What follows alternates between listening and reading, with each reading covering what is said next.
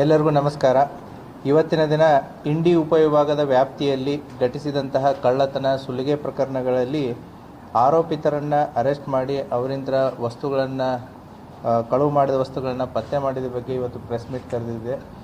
Press ಮೀಟಿಗೆ ಬಂದಂಥ ತಮಗೆಲ್ಲರಿಗೂ ಸ್ವಾಗತವನ್ನು ಕೋರುತ್ತಾ, ಇಂಡಿ ಉಪವಿಭಾಗದ ವಿವಿಧ ಪೊಲೀಸ್ ಠಾಣೆಗಳಲ್ಲಿ 2024, 25 ಮತ್ತು 26ಗಳಲ್ಲಿ ಏನು ಪ್ರಕರಣಗಳು ದಾಖಲಾಗಿತ್ತು, ಆ ಪ್ರಕರಣಗಳಿಗೆ ಸಂಬಂಧಪಟ್ಟಂತೆ DSP ಇಂಡಿ ಸದಾಶಿವ ಕಟ್ಟಿಮನಿಯವರ ನೇತೃತ್ವದಲ್ಲಿ ಮತ್ತು ಇಂಡಿ ಉಪವಿಭಾಗದ ಎಲ್ಲ CPI ಮತ್ತು PSI ನೇತೃತ್ವದಲ್ಲಿ ಕಳೆದ 2 ತಿಂಗಳಿಂದ ತಂಡಗಳನ್ನು ರಚನೆ ಮಾಡಿಕೊಂಡು ಪತ್ತೆ ಕಾರ್ಯವನ್ನು ಕೈಗೊಂಡಿದ್ದರು. ಆ ಹಿನ್ನೆಲೆಯಲ್ಲಿ ಇಂಡಿ ಉಪವಿಭಾಗದಲ್ಲಿ ಒಟ್ಟು 20 ವಿವಿಧ ಸ್ವತ್ತಿನ ಪ್ರಕರಣಗಳಲ್ಲಿ 42 ಜನ ಆರೋಪಿತರನ್ನು ಅರೆಸ್ಟ್ ಮಾಡಿ ಅವರಿಂದ ಸುಮಾರು 1,20,04,750 ರೂಪಾಯಿ ಮೌಲ್ಯದ ಬಂಗಾರ, ಬೆಳ್ಳಿ, ಕಳುವಾದಂಥ JCB, ಪಿಕಪ್ಪು, ಸ್ಕಾರ್ಪಿಯೋ, ಟ್ರ್ಯಾಕ್ಟರ್ ವಾಹನಗಳು ಮತ್ತು ನೀರಿನ ಪಂಪ್ಸೆಟ್ಗಳು, 2 ವೀಲರ್ಸ್ಗಳನ್ನು ನಮ್ಮ ಪೊಲೀಸರು ವಶಪಡಿಸಿಕೊಳ್ಳುವಲ್ಲಿ ಯಶಸ್ವಿಯಾಗಿದ್ದಾರೆ. ಸೊ ಅದರಲ್ಲಿ ಕೆಲವೊಂದಿಷ್ಟು ಆಯ್ದ ಇಂಪಾರ್ಟೆಂಟ್ ಪ್ರಕರಣಗಳನ್ನು ಮಾತ್ರ ತಮ್ಮ ಗಮನಕ್ಕೆ ತರೋದಕ್ಕೆ ಇಷ್ಟಪಡ್ತೀನಿ. ಸೊ ಚಡ್ಚನ್ ಪೊಲೀಸ್ ಠಾಣೆಯಲ್ಲಿ ಶಿರಾಡೋನ್ ಗ್ರಾಮದಲ್ಲಿ ಒಂದು ದೇವಸ್ಥಾನ ಕಳ್ಳತನ ಆಗಿತ್ತು. ಸುಮಾರು 6,51,000 ವರ್ತ್ ವ್ಯಾಲ್ಯೂವನ್ನು ಕಳ್ಳತನ ಮಾಡಿಕೊಂಡಿದ್ರು.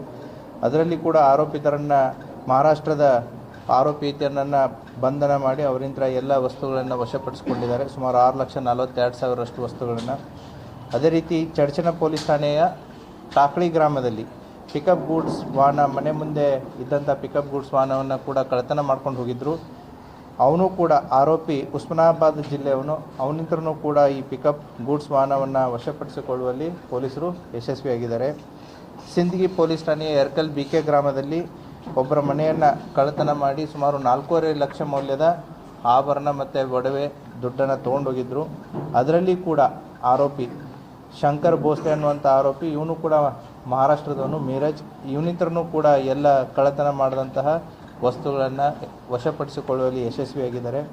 ಮತ್ತು ಆಲ್ಮೇಲ್ ಮತ್ತು ಇಂಡಿ ಟೌನ್ ಪೊಲೀಸ್ ಠಾಣೆಯಲ್ಲಿ ಆದಂತಹ ಚೈನ್ ಸ್ನ್ಯಾಚಿಂಗಿಗೆ ಸಂಬಂಧಪಟ್ಟಂತೆ ಅಲ್ಲಿ ಕೂಡ ಒಟ್ಟು ಆವಾಗ ನಮಗೆ ಸಿಕ್ಕಿದ್ದು 3 ಜನ, ಈಗ ಒಟ್ಟು 5 ಜನ ಆರೋಪಿತರನ್ನ ಅದರಲ್ಲಿ ಬಂಧನ ಮಾಡಿಬಿಟ್ಟು ಅವರು ಬಳಸಿದಂಥ 2 ವೀಲರ್ಸ್ ಆಗಿರ್ಬೋದು ಮತ್ತು ಬಂಗಾರದ ಚೈನ್ಗಳಾಗಿರ್ಬೋದು ಸಂಪೂರ್ಣವಾಗಿ ವಶಪಡಿಸಿಕೊಂಡು ಅವರನ್ನು ಕೂಡ ಅರೆಸ್ಟ್ ಮಾಡಲಾಗಿದೆ.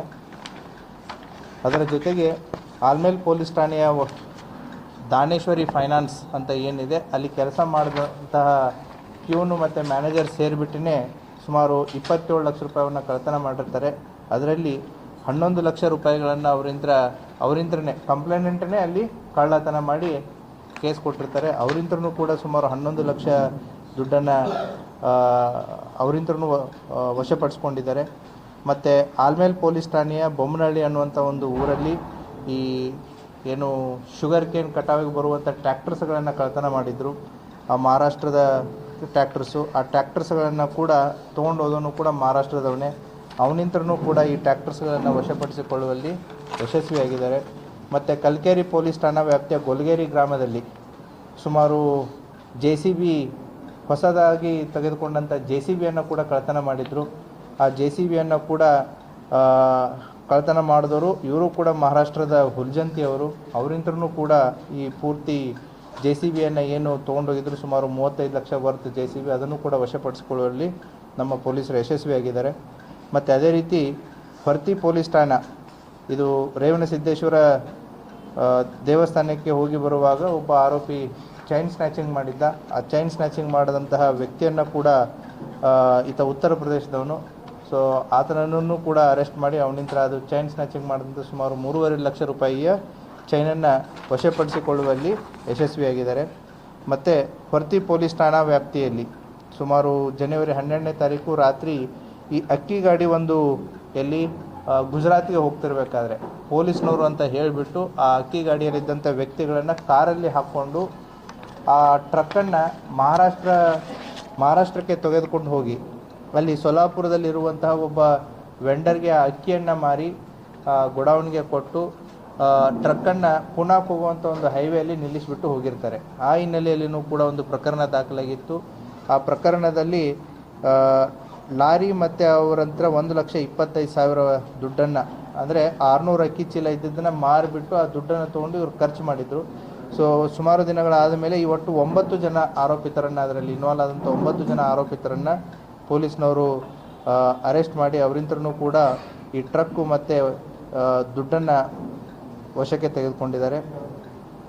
ಅದೇ ರೀತಿ ಜಲ್ಕಿ ಪೊಲೀಸ್ ಠಾಣೆ ಜೇವೂರು ಗ್ರಾಮದಲ್ಲಿ ಏನು ಈ ಅಲೆದಾಡುವಂಥ ಜನ ಏನು ಬರ್ತಾರೆ ಅವರು ಕೂಡ ಸುಮಾರು 1.5 ಲಕ್ಷ ರೂಪಾಯಿ ಮೌಲ್ಯದ 31 ಗ್ರಾಮ್ ತೂಕದ ಬಂಗಾರನ ಕಳ್ಳತನ ಮಾಡಿದರು.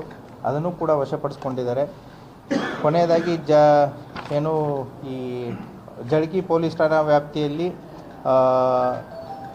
ಈ ಆಡುಗಳನ್ನ ಕಳ್ಳತನ ಮಾಡಿದಂಥವ್ರನ್ನ ಹಿನ್ನೆಲೆಯನ್ನು ಹಿಡ್ಕೊಂಡು ಹೋದಾಗ ಅವರು ಮಹಾರಾಷ್ಟ್ರದ ಉಮದಿಯವರು ಮತ್ತು ಒಬ್ಬನು ಇಲ್ಲೇ ಇಂಡಿ ತಾಲೂಕಿನ ಕೂಡ್ಗಿ ಇವರಿಬ್ಬರು ಆರೋಪಿತರು ಅಂತ ಗೊತ್ತಾಗುತ್ತೆ. ಅವರಿಂತ್ರ ಏನು 11 ಬೈಕು, 1 ಸ್ಕಾರ್ಪಿಯೋ, 2 ಟ್ರ್ಯಾಕ್ಟರುಗಳನ್ನು ವಶಪಡಿಸ್ಕೊಂಡಿದ್ದಾರೆ. ಸುಮಾರು 38,45,000 ರೂಪಾಯಿ ವರ್ತ್ ವ್ಯಾಲ್ಯೂ. ಹೀಗೆ ಇಂಡಿ ಉಪವಿಭಾಗದಲ್ಲಿ ಕಳೆದ 2 ತಿಂಗಳಿಂದ ನಡೆದಂತಹ ಈ ಒಂದು ಸ್ಪೆಷಲ್ ಡ್ರೈವ್ ಇಂದ ಒಟ್ಟು 20 ಸ್ವತ್ತಿನ ಪ್ರಕರಣಗಳಲ್ಲಿ 42 ಜನ ಆರೋಪಿತರಿಂದ ಸುಮಾರು 1,20,20,4,750 ರೂಪಾಯಿ ಮೌಲ್ಯದ ವಸ್ತುಗಳನ್ನು ವಶಪಡಿಸಿಕೊಳ್ಳುವಲ್ಲಿ ಇಂಡಿ ಉಪವಿಭಾಗದ ಎಲ್ಲ ಅಧಿಕಾರಿ ಮತ್ತು ಸಿಬ್ಬಂದಿ ವರ್ಗದವರು ಯಶಸ್ವಿಯಾಗಿದ್ದಾರೆ. ಅವರು ಮಾಡಿದಂಥ ಈ ಕರ್ತವ್ಯವನ್ನು ನಾನು ಶ್ಲಾಘಿಸ್ತೀನಿ ಮತ್ತು ಅವ್ರಿಗೆ ಇದೇ ರೀತಿ ಕೆಲಸವನ್ನು ಮಾಡಲಿ ಅಂತಂತ ಹೇಳಿ ಆಶಿಸ್ತೇನೆ. Thank you. ಗುಜರಾತಿಗೆ ಹೋಗೋದು. ಸೊ ದಾರಿ ಮಧ್ಯದಲ್ಲಿ ಭರ್ತಿ ಹತ್ರ ಇದು ಪೊಲೀಸರು ಅಂತಂತೇಳಿ ಒಂದು ಪ್ರೈವೇಟ್ ಕಾರಲ್ಲಿ ಅಡ್ಡ ಹಾಕ್ತಾರೆ. ಅಡ್ಡ ಹಾಕಿಬಿಟ್ಟು ಗಾಡಿಯಲ್ಲಿದ್ದಂಥ ಡ್ರೈವರು ಕ್ಲಿಯರನ್ನು ಆ ಕಾರಲ್ಲೇ ಕೂಡಿಸ್ಕೊಂಡು ಆ ಟ್ರಕ್ಕನ್ನು ತೊಗೊಂಡು ಸೊಲ್ಲಾಪುರಿಗೆ ಹೋಗ್ತಾರೆ. ಸೊ ಸೊಲ್ಲಾಪುರಿಗೆ ಹೋಗಿಬಿಟ್ಟು ಅದನ್ನು ಇವರಿಗೆ ಗೋಡೌನ್ಸ್ಗಳು ಗೊತ್ತಿದೆ ಎಲ್ಲೆಲ್ಲಿವೆ ಅಂತಂತೇಳಿ ಅಲ್ಲಿ ಮಾರಿದ್ದಾರೆ ಅದನ್ನು, ಅಕ್ಕಿಯನ್ನು. ಅದು ಕೂಡ ಇದೆ. ಮಾರಿಬಿಟ್ಟು ಅಲ್ಲಿ ದುಡ್ಡು ತೊಗೊಂಡಿದ್ದಾರೆ. ದುಡ್ಡು ತೊಗೊಂಡು ಅದನ್ನು ಟ್ರಕ್ಕನ್ನು ಅಲ್ಲೇ ಹೈವೇ ಮೇಲೆ ಬಿಟ್ಟು ಹೋಗಿದ್ದಾರೆ. ಇದೇ ಸೇಮ್ ಟೀಮು ಕೂಡ ಬಾಗಲಕೋಟೆ ಜಿಲ್ಲೆಯಲ್ಲಿ ಇದೇ ರೀತಿಯಾದಂಥ ಒಂದು ಮಾಡಸ್ ಅಪ್ರೆಂಡಿ ಮಾಡಿ ಸಿಕ್ಕಾಕೊಂಡು ಬಿದ್ದಿದ್ದಾರೆ. ಸೊ ದ ಸೇಮ್ ಟೀಮ್ ಸ್ವಲ್ಪ ಜನ ಇಲ್ಲಿ ಲೋಕಲ್ ಬಿಜಾಪುರದವರು ಇದ್ದಾರೆ, ಅದರಲ್ಲಿ ಬಾಗಲಕೋಟೆ ಜಿಲ್ಲೆಯವರು ಇದ್ದಾರೆ. ಸೊ ಅಲ್ಲಿ ಬಾಗಲಕೋಟೆ ಜಿಲ್ಲೆಯಿಂದ ಮೂಮೆಂಟ್ ಆಗಿದ್ದೆ ನಮ್ಗೆ ಗೊತ್ತಾಗುತ್ತೆ ಗೋಡಾವನದಲ್ಲಿ. ಸೊ ಎಂಡ್ ರೂಟಲ್ಲಿ ಈ ರೀತಿ ಮಾಡ್ತಾರೆ. ಸೊ ಈ ರೀತಿ ಮಾಡಿ ಕಾಗವಾಡದಲ್ಲಿನೂ ಕೂಡ ಒಂದಾಗಿತ್ತು, ಬಾಗಲಕೋಟದಲ್ಲಿ ಒಂದಾಗಿತ್ತು, ನಮ್ಮಲ್ಲಿ ಕೂಡ ಒಂದಾಗಿತ್ತು. ಸೊ ಈ ತಂಡವನ್ನು ಪತ್ತೆ ಹಚ್ಚುವಲ್ಲಿ ಪೊಲೀಸರು ಯಶಸ್ವಿಯಾಗಿದ್ದಾರೆ. ಯಾರು ತಡಿತಾರೆ ಮಾಡ್ತಾರೆ, ಅವ್ರು ಏನಾದರೂ ಕಂಪ್ಲೇಂಟ್ ಕೊಟ್ಟರು ಅಂತಂತಂದರೆ, ಯಾರು ತಡೆದಿರ್ತಾರೆ ಅವ್ರ ಮೇಲೆ definitely will take the action. ಆ ರೀತಿ ನೈತಿಕ ಮಾಡೋದಕ್ಕೆ ಯಾರಿಗೂ ಅವಕಾಶ ಇಲ್ಲ, ಅಧಿಕಾರನೂ ಇರಲ್ಲ. ಮಾಡಿದಂಥದ್ದು ಏನಾದರೂ ಅವ್ರು ಬಂದು ಕಂಪ್ಲೇಂಟ್ ಕೊಟ್ಟರೆ 100% ಕ್ರಮ ತಗೊಳ್ಳುತ್ತೆ. ಅದು ಪೊಲೀಸರಿಗೆ ತಂದು ಮಾಹಿತಿ ಕೊಟ್ಟಿದ್ದಾರೆ, ದೆನ್ ಕೇಸ್ ರಿಜಿಸ್ಟರ್ ಮಾಡಿದ್ದಾರೆ. ಸೊ ಯಾರಿಗೆ ಸಾರ್ವಜನಿಕರಿಗೆ ಅದ್ರ ಬಗ್ಗೆ ಮಾಹಿತಿ ಇತ್ತು ಅಂದರೆ ಪೊಲೀಸರಿಗೆ ಇಂಟಿಮೇಟ್ ಮಾಡಲಿ. ಸೊ ಅವರಾಗೆ ಕೂಡ ಯಾರು ಏನು ಮಾಡೋದು ಬೇಡ.